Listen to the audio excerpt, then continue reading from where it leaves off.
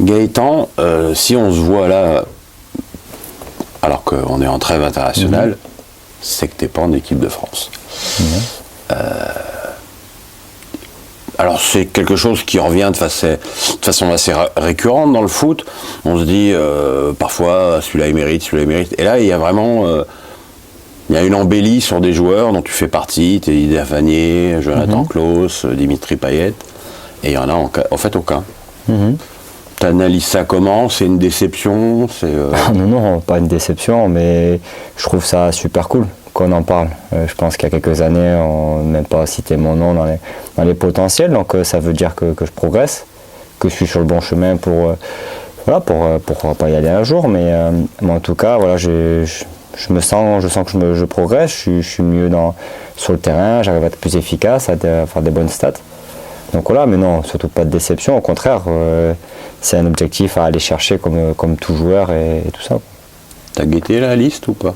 Bon, comme tout ça, moi je suis fan de l'équipe de France, de Français en général, donc bien sûr j'ai suivi la liste, mais pas forcément personnellement, surtout parce que je suis un fan de l'équipe de France.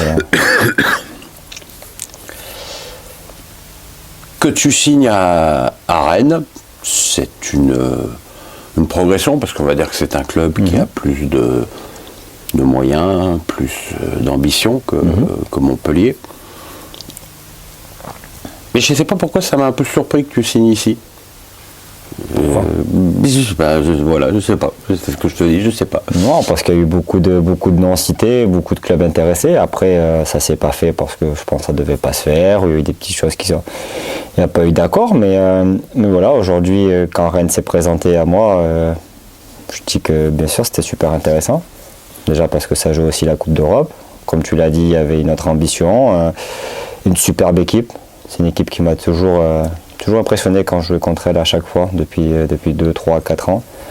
Donc voilà, et puis je le sentais. Il y a des choses dans le foot où voilà, tu le ressens plutôt bien, et c'est vraiment ce qui s'est passé ici. Alors Andy Delors est parti quelques jours après toi. Ça a fait un scandale affreux. Toi t'es parti, c'est passé comme une lettre à la poste. Ouais, parce que c'était prévu. C'était prévu entre guillemets avec voilà, ça a toujours été clair que sur ce mercato-là, si j'avais une porte de sortie, c'était ouvert pour moi. Le président l'avait déclaré. Moi, ça a toujours été clair que j'avais envie d'aller chercher une compétition européenne, voir autre chose. Donc voilà, je pense que les supporters l'ont compris dès le début du mercato. Je pense que ce qu'ils ont apprécié, c'est mon état d'esprit que j'ai fait preuve jusqu'à mon départ. Et je pense que ça, les gens l'ont retenu. Donc voilà, moi j'ai toujours tout donné pour l'équipe avec qui je jouais, et surtout Montpellier avec ce qu'ils m'ont donné. J'avais pas le droit de pas tout donner sur le terrain, donc c'est ce que j'ai fait. Mais c'était pas pareil avec Andy, il a pas tout donné sur le terrain lui? Andy, c'était une question de communication qui a pu être maladroite de sa part, je pense, et qui les supporters l'ont pas très bien compris ou ont pris ça comme de la trahison, ce qui est compréhensible aussi. Maintenant, voilà, je pense que ça peut être une question de com' qu'une question d'envie sur le terrain, parce qu'Andy a toujours tout donné sur le terrain, un peu comme moi. Vous parlez toujours là Bien sûr, on se parle toujours, on s'envoie des petits messages. Voilà, je l'ai félicité après son doublé il y a une semaine et demie, 2 semaines. À Angers, ouais.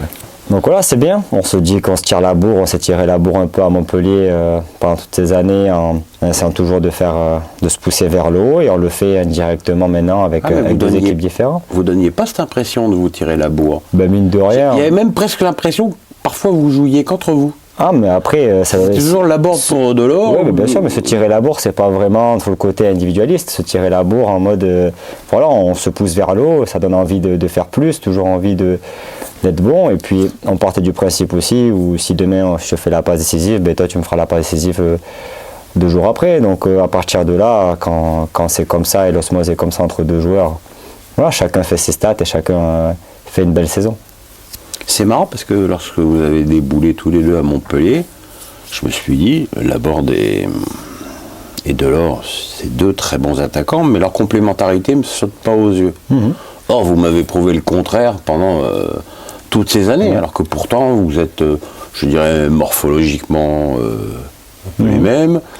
Il n'y en a pas un qui va plus vite que l'autre, il n'y en a pas un qui est plus puissant que l'autre. Vous êtes assez semblables. Peut-être, mais après, Andy Il est peut-être un petit peu plus puissant et toi un peu plus fin. Un peu plus fin peut-être. Andy a des qualités que je pense que j'ai pas. Et voilà, je suis droitier, je suis gaucher. Voilà, j'ai aussi évolué sur le côté droit aussi pendant presque un an à Montpellier avant de partir.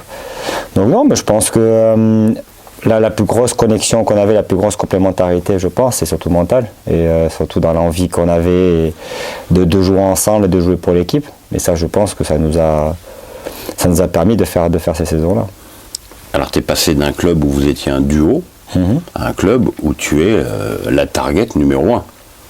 Puisque pour l'instant, parce que je joue avec Martin aussi devant. Oui, mais Martin, c'est un attaquant de côté, c'est ce que j'appelle une deuxième pointe. Si tu joues avec Guirassy, on pourrait dire vous jouez à deux devant, comme avec Delors.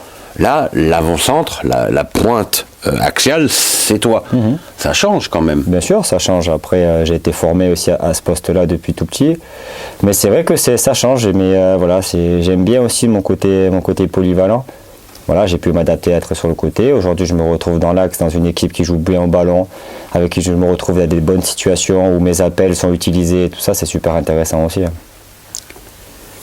C'est une équipe qui a quand même de grosses capacités offensives. Ah ben oui. Quand tu penses que Guirassy ne joue pas, bien sûr, c'est un super joueur. C'est un super joueur. Mais bon, pour l'instant, il ne risque pas de jouer, tu marques tout le temps. Donc, on va continuer. Ouais.